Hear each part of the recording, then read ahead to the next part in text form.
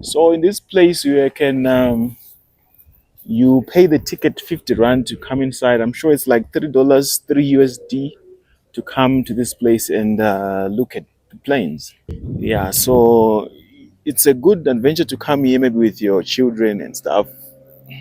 Children, workmates, friends to just hang out. They also offer guided tours to come to this place and look at these airplanes. I don't know if there's any other airplane museum somewhere here in Africa. Probably other companies have, but this one is quite interesting, and there's quite a lot of plans, a lot of things that you can really see.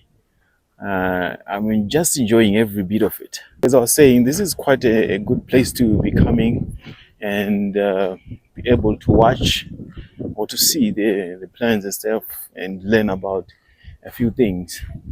So I'm just gonna go inside here and see what we can see.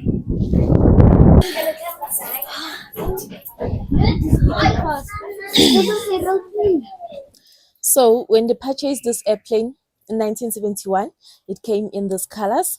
When Nelson Mandela became the president of South Africa after democracy, they changed the color of the airplane to the colors that are right now. So this is a double-decker plane, like I said. This is the cockpit, business class, first class, another business class, and economy class. So this airplane takes 291 passengers. First class takes 12, business 47, and economy class takes 232 passengers. If you can have a look on the armrests, there are ashtrays. So back then, passengers were able to smoke in the airplane. Some passengers were not comfortable sitting next to a person who's smoking. So this business class, they changed it into a smoking area. And this seat over here, this is where Nelson Mandela was sitting when flying overseas, seat A1, ALF 1. And here we'll have the first officer. So the first officer's uniform have a half-wing badge, 3 golden stripes, and 2 purple lines. And the first officer sits on the left-hand side facing the nose. So this uniform is for the captain. It have 4 golden stripes and a double-wing badge. He sits on the right-hand side facing the nose. The flight engineer's uniform is the same as the first officer's uniform, but if there'll be any mechanical issues in the aircraft, the flight engineer will change their uniform and they'll wear this white overalls and they'll go inside here. We call it avionics space, where they'll be fixing mechanical problems in the airplane. The reason why they're wearing white overalls is because if there's oil leaking down there and it drops on his uniform, it will be quick for him to spot leakages, but if they're wearing darker clothes, they won't be able to spot anything. So this is how the cockpit looks like. And these are the old flight tickets here. Any questions? If you don't have questions, we can go to a question. So decompression is when we have less oxygen in the airplane, and decompression occurs when an airplane flies on a higher altitude than it should be flying. So when we face decompression, we won't be able to breathe in the airplane. So this oxygen mask will fall from here. They only last for 12 to 14 minutes. So the pilot will have to bring the airplane on a lower altitude so that we can have oxygen. Meaning that the pilots have only 12 to 14 minutes to bring the airplane on a lower altitude. In each row of seats, we have 1 extra mask. Whether 2 seats will have 3 masks, whether 3 seats will have 4 masks, whether 4 seats will have 5 masks. Who can tell me why do we have an extra mask in each row of seats?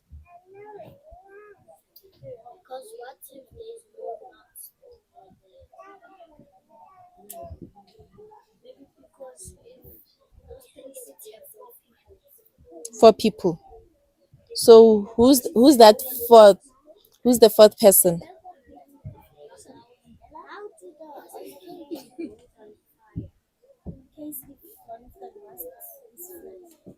Yes, if one mask is faulty or it breaks, the passenger will use the extra one. One other reason, you wanted to say that? Okay. One other reason, if we have the flight attendant on the aisle busy serving passengers, they'll grab the extra one. One last reason, yes, if there's a passenger flying with their small babies on their laps, they'll use the extra one for the small babies. And passengers with small babies are advised to help themselves first before helping the baby, because the baby doesn't know the purpose of the mask. If you faint, there's no one to monitor the baby. Um, any more questions?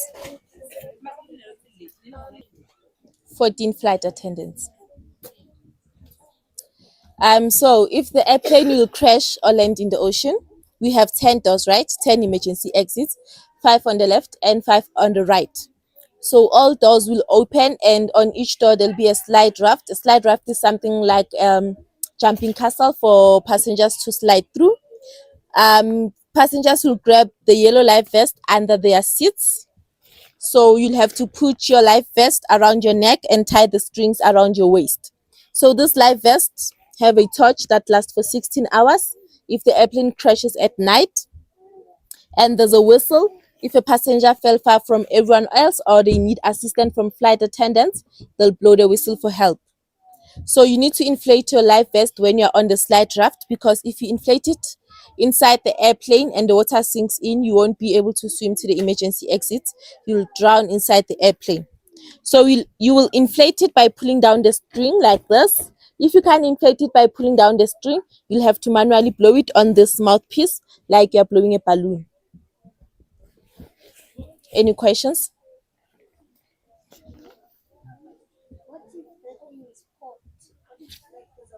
There's a hole. You'll have to blow the whistle. The flight attendant will bring you another life vest. Yes, we have extra ones in the airplane. If you are sitting maybe here, the emergency exit that you'll use is that one, the nearest one. Yes. If you don't have questions, you can walk around the airplane, take pictures, have a look at the cabin crew rest, the black boxes. From here, you can walk to the DC-4, the blue and white airplane that's opened, but you'll see everything through a plastic glass, and there's a big white container over that side. We call it a hangar. So where we pack airplanes and helicopters, we call it a hangar, not a garage.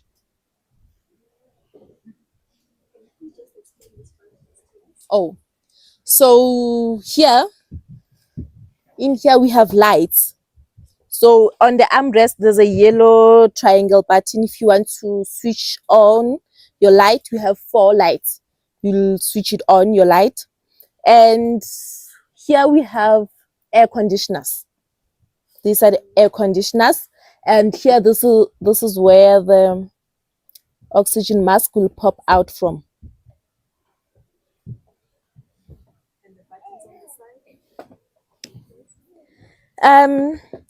The button that's written channel, if you don't want to watch a movie, you'll just press there if you want to change the channel of the radio, if you want to listen to radio. And the other one is written volume, if you want to increase or decrease the volume of your headphones. The other one, if you need assistance from the flight attendant, you'll press the bottom one. And if you no longer need assistance from the flight attendant, you'll press the one with the red stroke. And the big silver button is for reclining the seat.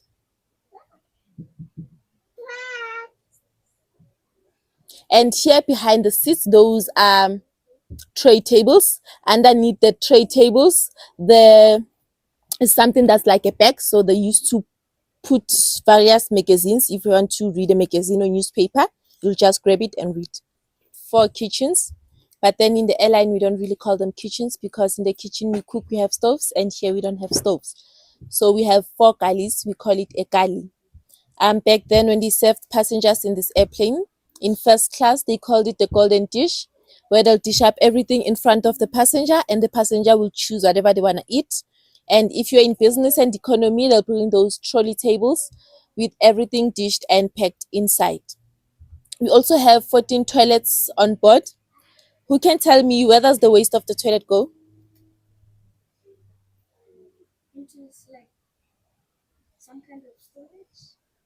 Yes, that storage we call it a waste tank. Ne? We have two big waste tank, one at the back and one at the front. So when the airplane lands, there'll be a waste truck that will remove the waste from the waste tank. But in modern airplanes, there's a chemical that they use to wash away the waste. And back then, when they watched movies in this airplane, they used a projector. So this is the projector. The movie played on a whiteboard. If you're in first class, you'd watch two movies. If you're in business and economy class, you'd watch one movie. And the flight attendants chooses which movie to play and when to play it. At the back of the airplane, we have what we call the cabin crew rest. That's where flight attendants used to sleep when they change shifts. It has 9 bunk beds in it. So in this airplane, we'll have 14 flight attendants. So if the airplane will fly for about 10 hours, we'll have 7 flight attendants for the first 5 hours to work and 7 remaining flight attendants to work for the last 5 hours. And those beds are very small, and if you want to be a flight attendant, that's the reason why there's a certain height and size they require, because the beds are small. The passage here is also small, and for height you must be able to reach overhead storages. Overhead storages is where we put our small luggage. So underneath the overhead storage we have the seat numbers. In the airline they don't have row number 13 because they believe that number 13 is a bad luck number. And for alphabets, we have alphabet A, B, C, D, E, F, G, H, J, K. Which alphabet I didn't mention? A, A, B, C, D, E, F, G, H, J, K. I, yes. They don't use alphabet I because alphabet I looks like number 1. The passenger will get lost thinking that on their flight ticket is written 371 instead of 37I. And at the back of the airplane, we have what we call the black boxes. If it happens an airplane crashes, that's where they get the information of what caused the airplane to crash. Those black boxes, they are indestructible, water resistant, and fire resistant. Old black boxes, they recorded the last 2 hours of the flight. Modern black boxes, they record the last 48 hours of the flight. And those black boxes are made out of titanium. And we have 2 of them. They are orange in color. We have the data recorder and the voice recorder. So the data recorder records everything in the airplane: the cockpit, avionics space, the galley, engines, fuel tanks. And the voice recorder records everything that the ground staff and the pilots will be communicating about. So it's important to put your cell phones on flight mode, because if there'll be a lot of internet connection, it will distract the communication between the ground staff and the pilots. And an airplane flies with signal, it will distract the signal of the airplane. Do you have any questions? Wow, that was it about the Boeing 474, the bomber. So that for South African Airways, and it was quite interesting to learn about these planes because we bought them time and time again, but we don't know how they were made, how they function, and so forth. And I'm sure this is the kitchen, what they call galley for the first class, I believe.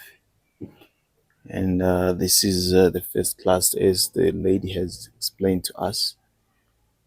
And coming down here, I think these are lavatories, toilets, and this is some of the stuff that belong to this aircraft, the 747, Boeing 747. I'm sure this is business class, and you can tell by how the seats are made different from the economy way we were. And as well, this is the galley again, where they used to make food for the people that, or the business class, I'm sure. Yeah, this is for the business class, right? And this is the entrance or the door to the business class, right? So just to wrap up on what the lady has already said. I'm just going to be going to other planes and see what we can find. So in this place, there's quite a lot of aircraft. So this is the big one, the Boeing 747, and there's other small airplanes around here, which I'll try to go to and see what they're all about.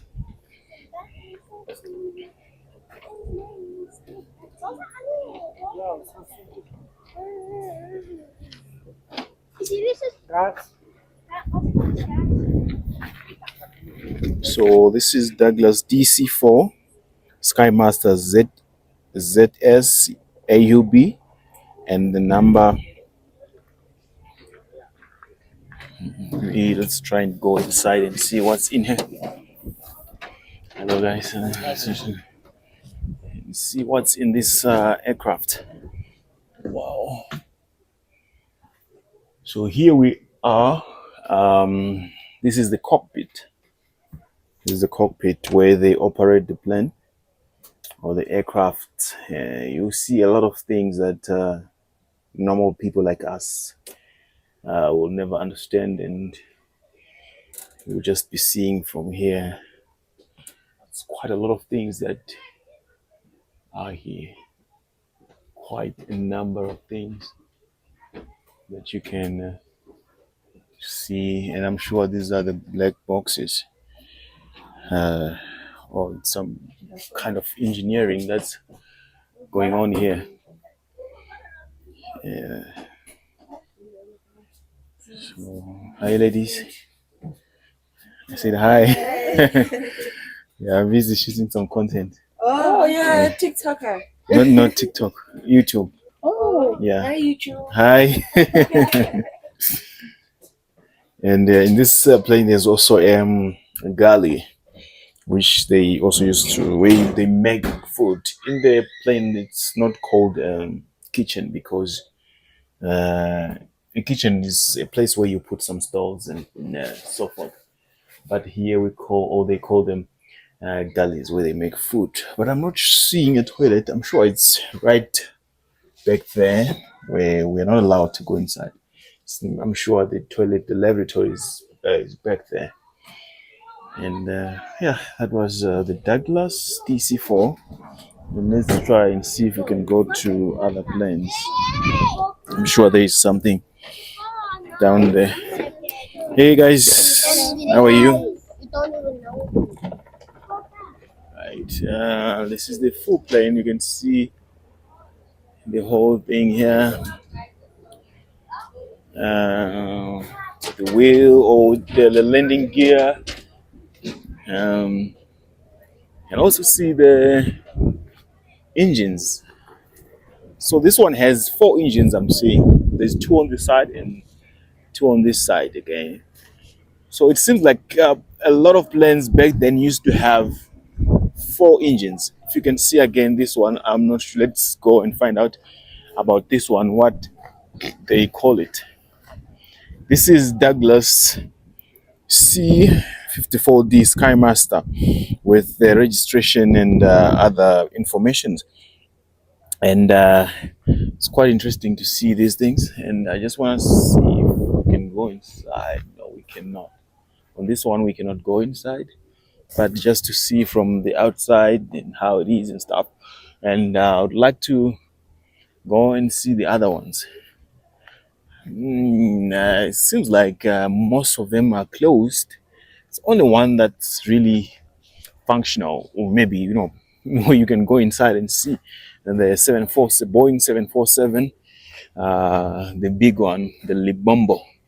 And this one, I'm just gonna read something there, because most of them you can't go inside. You can't actually go inside. You can only see from the outside and so forth. So this one is Lockheed L1649A Starliner with the registration and other numbers. I don't know what that means.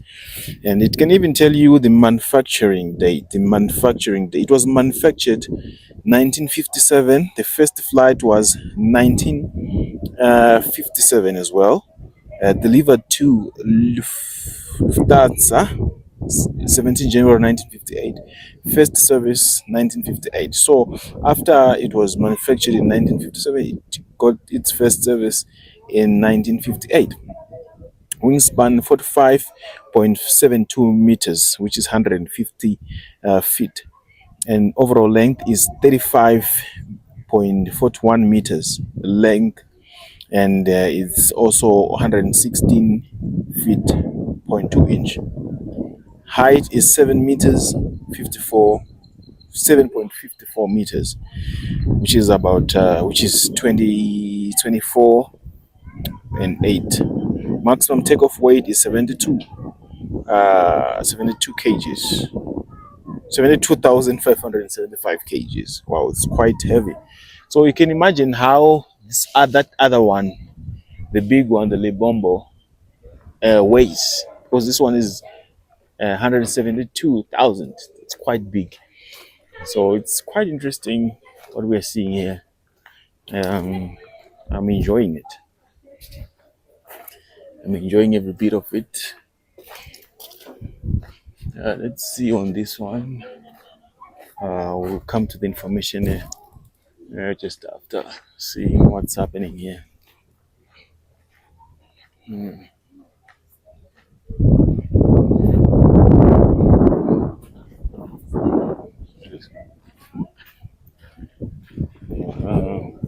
So on this one also we can't go inside. We can't go inside. Yeah, let's go and read something and see if we can get some information. So this is also Boeing 747, but SP44 with registration and its nickname or name. This is Boeing 477 Maluti. That other one is Libombo. So these names were taken from the mountains in South Africa and were given to these planes. And then now you come here. First date of manufacturing was 17 May 1976. That's when it was rolled out. First flight was 4 June 1976. Wow. And delivered to SAA 16 June 1976. So it actually doesn't take a lot of time to manufacture a plane. Yeah, but wingspan and other information and stuff, hours flown, 82, whatever. You guys can read. But no time to read that. So cockpit crew is 3. So that is the 747 SP is a shortened length range version for the Boeing B747. And wow, what? Got the time to read. So this one looks more like the Libombo. Looks more like the Libombo, but Libombo is quite bigger than this. You can even see the name written there on it, Maluti Mountain.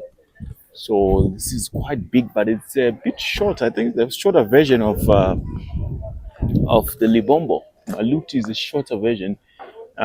This is the shorter version of the 747. Yes. So, but this looks quite big. If I'm to ask you if you've ever seen a plane, you'd think that you have never seen a plane because you think that it's only the only time you've seen it was on television, but we see planes every day in the air. But sometimes we don't realize that. And look at this one, Protea. So Protea is the national flower of South Africa. So this is named after Protea. And it's quite interesting. Look at this. This looks like another plane from this one that you're seeing. It looks like it's another plane connected to this one, Protea Legends, something like that. I'm not so familiar with Afrikaans. So this is very nice to look at and quite interesting. These are the engines, and you can see that the engine was worked on. And so forth and so on. Yeah, it's quite. Let's see if we can see the other planes, like the models where they're saying they hang, where you can see the models of the planes. So let's go inside there and see if it's still open so that we can see what's in there. See this, we can only see from here. We can't really go inside. The last time I came here, you could go in and see inside there. It seems like they've closed it. You can see these planes. This one looks like a plane for war. It's quite interesting to see things, and I'm seeing that on that side, that looks like a aircraft engine right there. I'm seeing this one again. It looks like a school project. Yeah, it looks like a school project. Let me see. Pit and Paul Air Camper. Yes.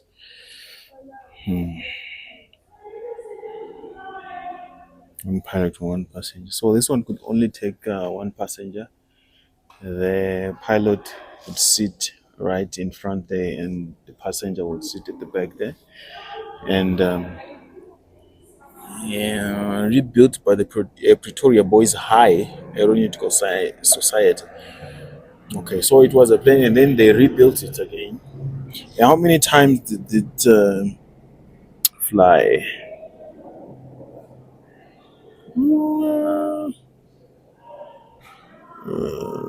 I don't see time flown here.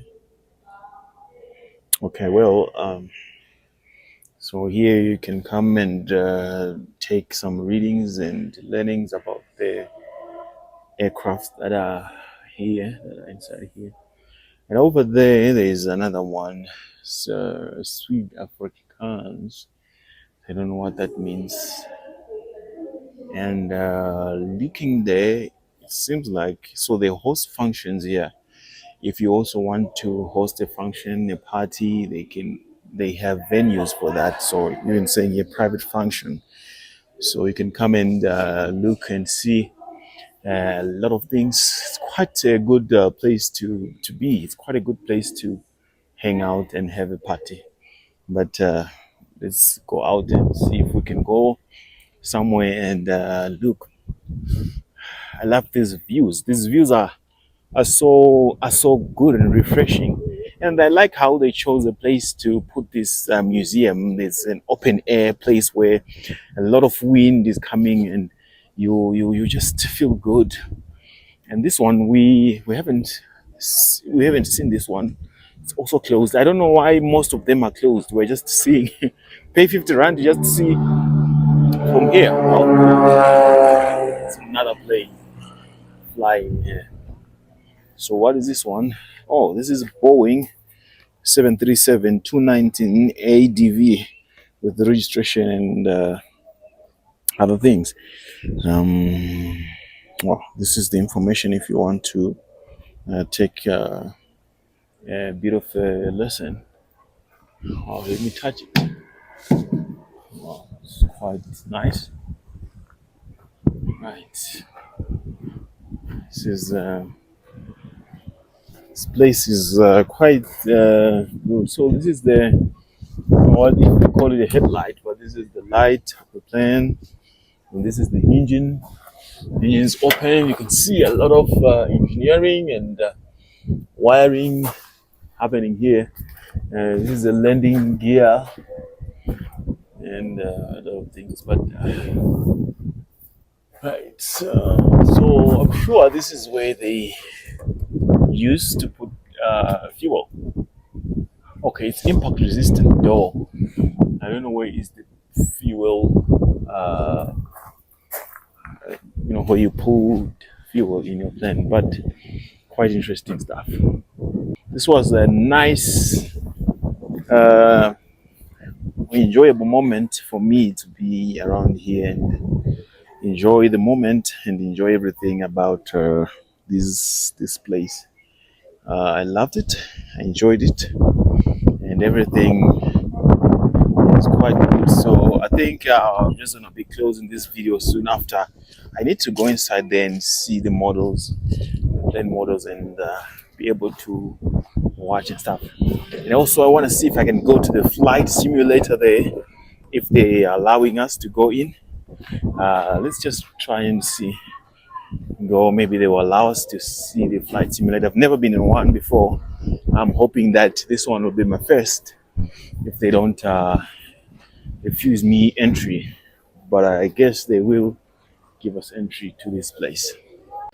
So this is the flight simulator. If you are training to fly, this is for Boeing 747 Classic Flight Simulator. This is for Boeing. So if you are learning to fly, this plane would come in the land before you really go on an actual plane. Yeah, this is big for South African Airways logo right there. B747. Yeah. Flight simulator, right? So this is just depicts the original plane, and that's where you will learn how to fly, and it's quite interesting. It looks like a plane itself. Looks like, see what's in here. Okay, here there's nothing. It's just engineering and a lot of cables and stuff. So you can't go inside here and see. And it looks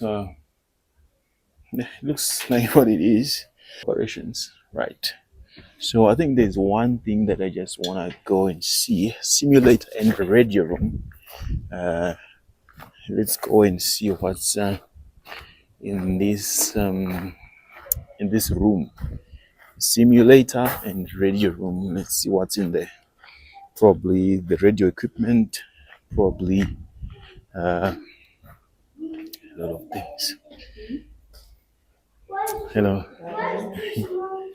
So seeing this is Belmont Radio Corporation aircraft. So this is a radio for the plane. I don't know for which plane. And this is a radio equipment. And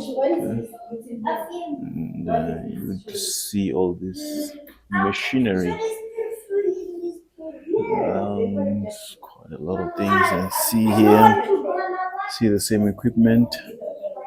See radio compasses and a lot of things. I see here. This is, I think this is a simulator, something.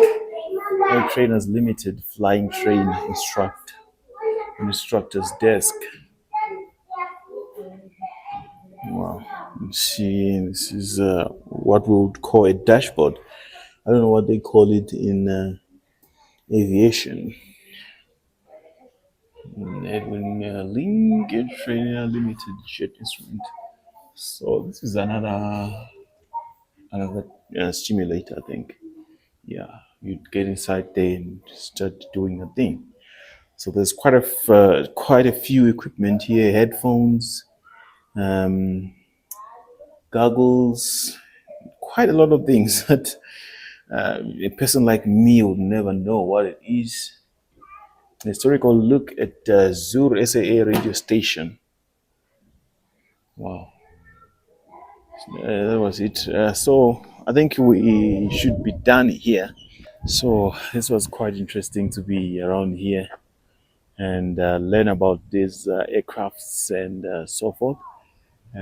Wow, that was nice. I think I'll definitely come back again and visit this place to see, and probably bring my children and my friends to come and experience this kind of thing around here in South Africa. And we always talk about immigration and so forth, but what is so important that we talk about it without us traveling, without also going and see places. We have to see places and have to have experiences wherever we go. So this was quite an interesting adventure that I'll probably do again. I'll do it again. Yeah. So guys, thank you for watching. I'll see you in the next one.